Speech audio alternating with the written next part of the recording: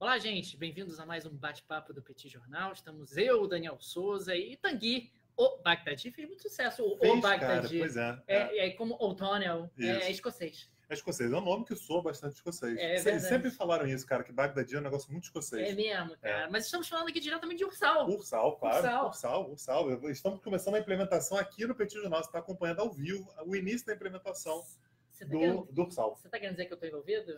Na verdade, o que eu queria deixar claro é que, com esse papo todo de Ursal, está começando a ficar claro que o Daniel faz parte de uma conspiração globalista comunista para a implementação da União das Repúblicas socialistas da América Latina, que na verdade é somente a América do Sul. Você reparou, cara? Não reparei, não. Cara, no mapinha parece só a América do Sul. Panamá não entra, não? Não entra, cara. Para na Colômbia. Eu queria deixar claro aí o pessoal que está nos espionando que não precisa me torturar, eu delato o Tanguy sem tortura. Fraco a tortura. É só me chamar para conversar que eu delato ele. Conto tudo, não precisa, não. Me chama com um café que eu delato. Tá, beleza. Tá, ok? Sem arrancar unha. Sem arrancar unha, sem nada. Não precisa, não há necessidade disso, desse tipo de agressividade. Eu delatarei, inclusive, o que ele não fez. Tudo bem. Na verdade, o problema é se forem buscar seu dinheiro em paraísos fiscais, né? Rapaz, aí fica ruim, né, cara? Mas paraíso fiscal tá protegido porque é paraíso fiscal, Tanguy. É por isso que eu boto lá, cara. Boto lá. Mas em Ursal não vai poder, não, cara. Pode não, cara? Não, mas o dinheiro tá fora de Ursal, cara. Pô, então, óbvio, mas aí obviamente. eles vão pegar os cidadãos de Ursal, que você vai ser um cidadão ursalino. Ursalino? Ursalino. E vai ter que repatriar o dinheiro. Tá bom, é só isso que a gente vai falar hoje? É só sobre Ursal? Não tem mais nenhuma pauta séria? Sobre Ursal tá bom já. Já tá bom? Já tá bom. Pode avançar? Falar sobre Turquia? Eu quero falar sobre Turquia. Então vamos. Eu acho que, primeiramente, a gente tem que falar que a Turquia tem é uma democracia, não é isso? Sim, Turquia é uma democracia, claro. Rapaz, tá lá há quanto tempo o Erdogan? Não é nem quanto tempo ele tá, mas assim, para mim tá claro que ele é um democrata a partir do momento que ele disse que ele vai verificar se não tem internautas falando coisas na internet que possam vir a deteriorar a lira. Você, por exemplo, pode ser considerado um terrorista financeiro e ser preso. Pode. Eu falei hoje na Globo News coisas que podem deteriorar a lira, cara. Se passar perto da Turquia, cadê? Rapaz, Jaula. Bem complicado isso. Né? Mas por que a lira está se deteriorando? Por causa de um tweet. Sabia? O Donald Trump fez um tweet na sexta-feira anunciando que dobraria as tarifas de importação sobre o aço e o alumínio turco. A lira turca já vinha se desvalorizando desde o início do ano. Aliás, mais do que uma desvalorização da lira, era uma valorização do dólar, que aconteceu também em relação ao peso argentino, aconteceu em relação ao real brasileiro. Né? A gente está falando de uma economia americana que está crescendo bastante, expectativa de alta de juros nos Estados Unidos, instabilidade geopolítica, tudo isso somado levou ao longo desse ano a um processo de valorização do dólar e de desvalorização das moedas dos mercados emergentes. Para piorar, o Erdogan resolveu colocar como ministro das finanças da Turquia o genro dele. Sim. Uma coisa interessante, né, cara? Botar o genro. Se o genro for capacitado, qual é o problema? É verdade. O genro às vezes é bom, cara. Entendi. Genro é bom? Às vezes ele é um bom ministro. E ele também passou a interferir. Você acha que genro nunca é bom, cara? Eu acho que nunca é bom, cara. Eu acho que nunca é bom. Acho que nunca presta o genro. Mas, enfim, falando um pouco, então, dessa expectativa de interferência do Erdogan na economia turca, o Banco Central está sofrendo clara interferência, ele colocou um parente no Ministério das Finanças e tem adotado uma retórica muito populista no que diz respeito a juros, dizendo que os juros têm que ser baixos, porque o juro alto apenas empobrece a população turca, apenas concentra renda, enriquece os bancos e tal. E em um momento como o atual, o normal, que os manuais de macroeconomia dizem, você aumenta a taxa de juros por conta desse ambiente de incerteza para tentar estancar a fuga de capitais e evitar, assim, um colapso do balanço de pagamentos. Só que ele já disse que ele não vai fazer isso. Que ele não vai fazer isso, que ele vai aumentar a liquidez nas mãos do sistema financeiro. E isso está gerando uma certa inquietação, que é a seguinte: o mercado está lendo esse posicionamento como ele não está disposto a defender a lira turca. Ele não está disposto a utilizar o normal que se recomenda em manuais de macroeconomia. Ou seja, ele é imprevisível.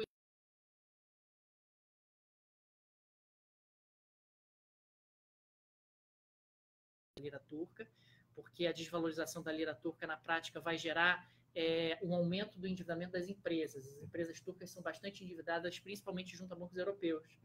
E essa desvalorização vai colocar as empresas sob pressão. Consequentemente, só vai sobreviver quem tiver ajuda do Banco Central Turco, e quem define quem tem ajuda do Banco Central Turco? O Erdogan. Ou seja, seria uma maneira, inclusive, de colocar o empresariado refém dele. Então, aquele movimento todo que ele tem de praticamente um domínio do ambiente político da Turquia vai se estender também ao ambiente econômico. Essa é a expectativa. Na realidade, já havia começado com a movimentação no Banco Central e no Ministério das Finanças, e com essa desvalorização, acredito sinceramente que o empresariado turco vai ficar na mão do Erdogan. Ele só vai realmente socorrer aquelas empresas que acabarem sendo mais mansas e próximas ao governo dele. Beleza. Só para contextualizar, já que isso começou com o tweet do Trump, né, que, aliás, é o diário oficial dele, só para fazer aqui uma brevíssima linha do tempo sobre como é que as relações foram se deteriorando. Em primeiro lugar, aliás, deixa eu só fazer uma observação. O tweet do Trump, quando ele anuncia que vai aumentar as tarifas de importação, isso na prática significa uma redução das exportações da Turquia para os Estados Unidos, ou seja, uma menor quantidade de dólares na economia turca e o encarecimento da moeda americana. Mas voltando aí. Beleza. Então, a primeira coisa que é importante lembrar é que a Turquia faz parte da OTAN. Ela faz parte da OTAN desde a década de 50, né, desde 1952, entraram ao mesmo tempo a Turquia e a Grécia, ficando na posição estratégica desses dois países, e durante décadas foi considerado um aliado absolutamente estratégico para os Estados Unidos ali para a região. Só que ao longo dos últimos anos, principalmente durante o governo do Obama, a relação ela foi começando a se tornar um pouco mais tensa, sobretudo porque, com a guerra da Síria e com as tensões no Iraque, os Estados Unidos começaram a financiar muito fortemente os curdos. Isso a gente já falou aqui inúmeras vezes, o que incomoda profundamente a Turquia, uma vez que os curdos querem a criação de um Estado próprio, o Kurdistão, e metade dos curdos do mundo estão na Turquia. E desde então, isso aqui de 2015, 2016 para cá, a gente tem tensões o tempo todo entre os dois países. Talvez você se lembre que teve uma tentativa de golpe frustrada. Isso é um alarme de incêndio que está tocando aqui. Eu tenho a impressão que é porque a gente está falando do Erdogan, cara. Será, cara? Você acha que ele está investigando a gente? Não, que está investigando, acho que ele já tem as certezas dele, está dando aviso agora. É mesmo, cara? Tá. Enfim, só para a gente voltar aqui, Erdogan, segura só mais um pouquinho. Quando teve aquela tentativa de golpe na Turquia, um dos responsáveis, né, pelo menos foi responsabilizado pelo governo turco, é um cara chamado Fethullah Gulen, que é o líder de um movimento chamado Hizmet, que está há décadas já nos Estados Unidos. A Turquia pediu a extradição dele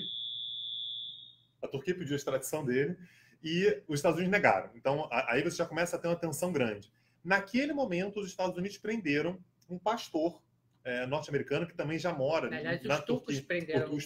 Os turcos prenderam um pastor americano que já mora na Turquia há mais de 20 anos, estava pedindo, inclusive, autorização para morar permanentemente, e isso levou o Trump, portanto, a fazer essa ameaça. Né? Então, olha só, se vocês não soltarem o cara, a gente vai aumentar o protecionismo. Aliás, ele citou isso, inclusive, no Twitter, antes de adotar essa medida de aumento das tarifas. Exatamente. Então, esse cara está preso desde 2016, desde o fim de 2016, foi exatamente quando teve aquela tentativa de golpe.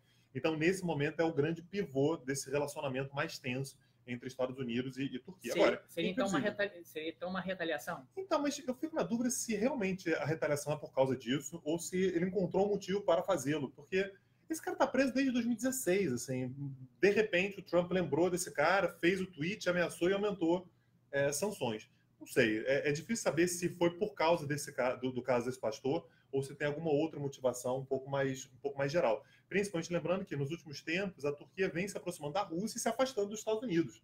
Então, talvez tenha uma questão até mais geopolítica justificada pela questão do pastor. Então, esse enfraquecimento econômico da Turquia talvez favoreceria uma reaproximação da Turquia aos Estados Unidos? Pode ser esse movimento, esse o objetivo? Ou então, se não for possível uma reaproximação, que eu acho difícil que uma situação tensa como essa, os dois voltem a se aproximar, mas pelo menos você enfraquece um aliado da Rússia, que nesse momento está tolerando a presença do Assad na Síria, é um país que tem uma boa relação com o Irã atualmente, então é exatamente uma tentativa de enfraquecer aqueles que estão, nesse momento, meio contra os Estados Unidos. Talvez seria uma continuidade da mesma estratégia que foi implementada em relação ao Irã recentemente. Quer dizer, você bota sanções econômicas ao Irã para enfraquecer economicamente o Irã, e agora, bem ou mal, ele estaria fazendo algo semelhante, só que com as devidas diferenças em relação à Turquia. E a Turquia não é um país qualquer, né? Você olha o tamanho da Turquia, a importância que a Turquia tem para a região, então pode fazer sentido. Agora, mais uma vez, gente, eu tenho a impressão que às vezes o Trump ele dá uma dessa, faz um tweet e manda o negócio avançar. Me parece que às vezes ele toma decisões um pouco intempestivas, que talvez, a gente está especulando aqui o motivo, talvez não tenha nada disso, né? Talvez tenha sido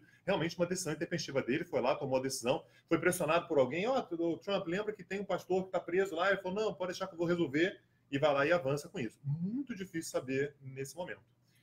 Agora, já que a gente está falando sobre sanções contra o Irã, tem um país que está numa situação complicadíssima, né, quando a gente fala sobre sanções dos Estados Unidos contra o Irã, que é um país que é aliado dos dois, que é o Iraque. É difícil imaginar, né, um país que seja aliado dos dois, mas o Iraque é um país que tem uma proximidade bastante grande aos Estados Unidos, depende dos Estados Unidos, lembrando que ainda tem forças americanas em solo iraquiano. Desde a retirada do Saddam Hussein. Desde a retirada do Saddam Hussein, então desde 2003, ao mesmo tempo em que existe uma ligação muito forte entre o regime iraniano e parcelas importantíssimas da política iraquiana, né, principalmente os setores xiitas, enfim. Me parece que o Saddam Hussein era sunita e agora o novo regime é xiita, né? É xiita curdo, né? Assim, você tem xiitas e curdos, né? Sim, primordialmente xiita.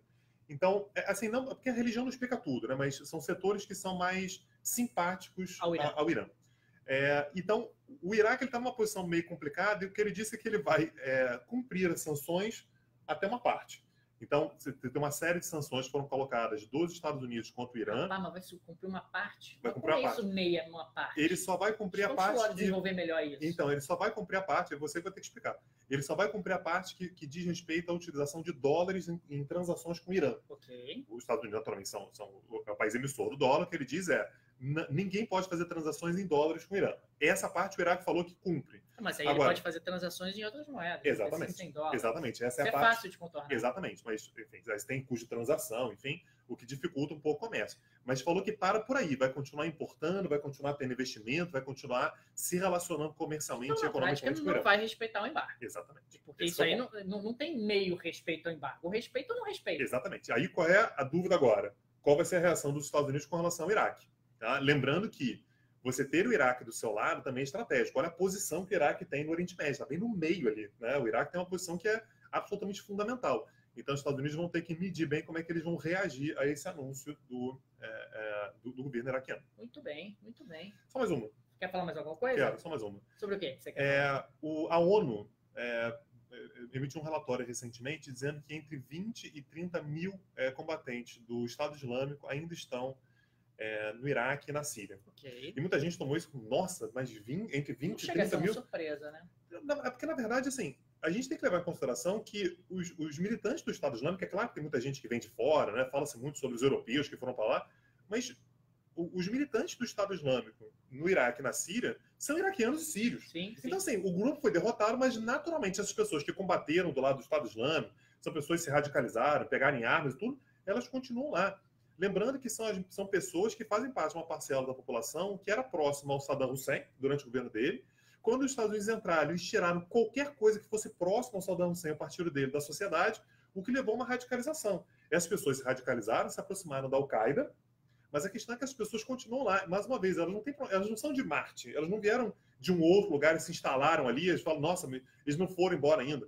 Não, eles não foram embora porque eles são do Iraque e da Síria. E esse vai ser um problema que tanto o Iraque quanto a Síria vão ter que lidar para tentar reconstruir uma vida política minimamente saudável nas próximas décadas, né? Não digo nem que seja nos próximos anos, não. Ok. Depois dessa sua explanação absolutamente irrelevante, sim, né? Quer algum recado? Quer mandar beijo para alguém? Abraços? Não. Eu estava pensando como é que eu ia te agredir agora no final, só para aumentar um pouco mais a audiência, mas não, acho que eu já te agredi o suficiente. Você não consegue me agredir, cara, porque você não me alcança. O que vem de baixo não me alcança. Porque tem problema no joelho, para baixar realmente complica. Então, beleza, é isso. Beleza? Gente, obrigado. Abraço, gente. Tchau.